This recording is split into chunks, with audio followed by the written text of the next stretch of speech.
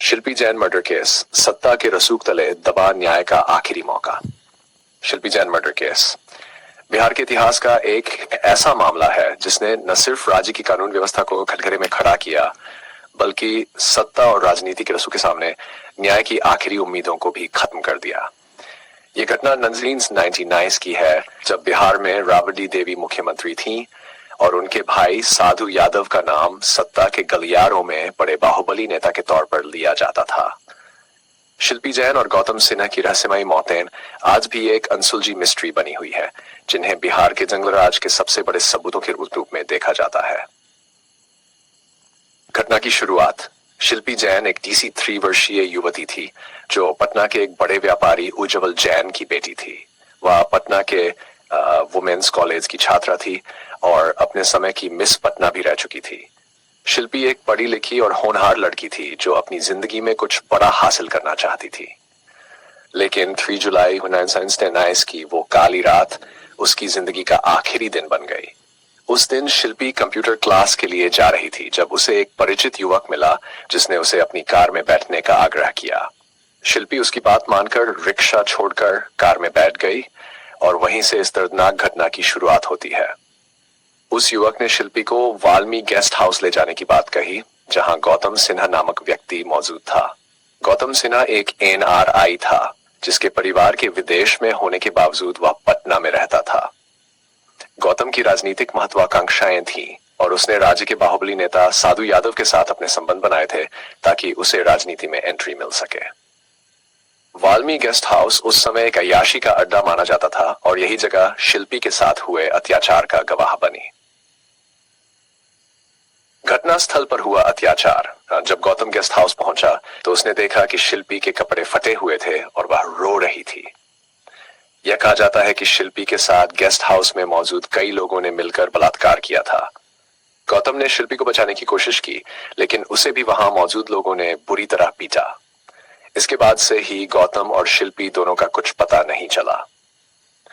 दूसरी ओर शिल्पी के पिता अपनी बेटी के घर नहीं लौटने पर परेशान हो गए और उन्होंने पुलिस में शिकायत दर्ज कराई। पुलिस को कुछ समय बाद सूचना मिली कि साधु यादव के सरकारी क्वार्टर में कुछ संदिग्ध गतिविधियां हो रही हैं। जब पुलिस वहां पहुंची तो उन्हें गैराज में खड़ी एक सफेद जैन कार मिली, जिसमें शिल्पी और गौतम की लाशें पड़ी थी। गौतम ने केवल पैंट पहन रखा था और जबकि शिल्पी के शरीर पर केवल उसकी टी-शर्ट थी। दोनों की लाशें देखकर ही साफ था कि यह मामला हत्या का है, लेकिन पुलिस ने बिना किसी ठोस सबूत या जांच के इसे आत्महत्या करार दे दिया। पुलिस की लापरवाही और सबूतों का मिटाया जाना। शवों की स्थिति और घटना स्थल को देखकर भी पुलिस ने इसे आत्महत्या घोषित कर दिया, वह भी बिना पोस्टमार्टम रिपोर्ट का इंतजार किए। लाशों को कार से निकालकर पुलिस ने तुरंत पोस्टमार्टम के लिए भेज दिया, लेकिन इस पूरी प्रक्रिया में कई सबूत मिटा दिए गए। सबसे अहम बात यह थी कि जिस गाड़ी में लाशें मिली उसे पुलिस ने खुद ड्राइव करके थाने ले जाने का निर्णय लिया, जिससे उसमें मौजूद नूतन सबूत नष्ट हो गए।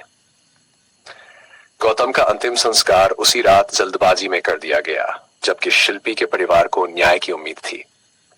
जब इस मामले में राजनीतिक दबाव बढ़ा तो राबड़ी देवी की सरकार ने इस केस को CBI के हवाले कर दिया, लेकिन जांच में भी न्याय की कोई किरण नजर नहीं आई। CBI जांच और क्लोजर रिपोर्ट। CBI ने जब जांच शुरू की तो पता चला कि शिल्पी के साथ कई लोगों ने बलात्कार किया था। उसके कपड़ों में सीमन के ट्रेसेस भी मिले थे, जो ये साबित करते थे कि यह मामला रेप और हत्या का था। CBI ने DNA जांच के लिए साधु यादव से खून के सैंपल मांगे, लेकिन उन्होंने इसे देने से इनकार कर दिया। इसके बाद DNA जांच को बंद कर दिया गया और मामले में कोई ठोस प्रगति नहीं हो पाई।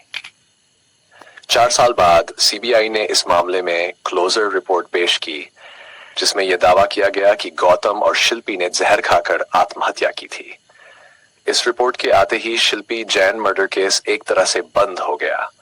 शिल्पी के परिवार ने इसे मानने से इनकार किया और सुप्रीम कोर्ट में जाने की कोशिश की, लेकिन उनके प्रयास भी नाकाम हो गए। सत्ता का दबाव और न्याय का गला घोंटना। इस पूरे मामले में सत्ता का ऐसा दबदबा था कि शिल्पी के परिवार को इंसाफ की एक किरण नजर नहीं आई। जब शिल्पी के भाई ने 2-6 में सुप्रीम कोर्ट में जाने की कोशिश की तो अचानक उसका अपहरण हो गया। 2 दिन बाद वह वापस लौटा, लेकिन उसने फिर कभी इस मामले की जांच की मांग नहीं की। ऐसा माना जाता है कि सत्ता के दबाव और धमकियों के चलते वह पीछे हट गया। एक अधूरी कहानी जिसे न्याय नहीं मिला। शिल्पी जैन मर्डर केस बिहार की न्याय व्यवस्था और सत्ता के गठजोड़ का एक काला अध्याय बनकर रह गया है। ये मामला आज भी लोगों के दिलों में ताजा है, क्योंकि इसमें न केवल एक मासूम लड़की और युवक की जिंदगी छीन ली गई, बल्कि उनके परिवारों को भी न्याय से वंचित कर दिया गया। इस घटना ने यह साबित कर दिया कि जब सत्ता का रसूख और बाहुबलियों का दबदबा होता है, तो न्याय की उम्मीदें भी धुंधली हो जाती हैं। शिल्पी और गौतम की मौत को आत्महत्या कहकर इस केस को बंद कर दिया गया, लेकिन आज भी ये मर्डर मिस्ट्री लोगों के दिलों में जिंदा है, जो ये सवाल करती है कि आखिर कब तक न्याय को सत्ता के दबाव में कुचला जाएगा। जुड़े रहने के लिए हमारे चैनल को सब्सक्राइब करें। यहाँ आपको रोजाना नई और दिलचस्प वीडियो मिलेंगी, जिनसे आप ज्ञानवर्धक और मनोरंजक जानकारी प्राप्त कर सकते हैं।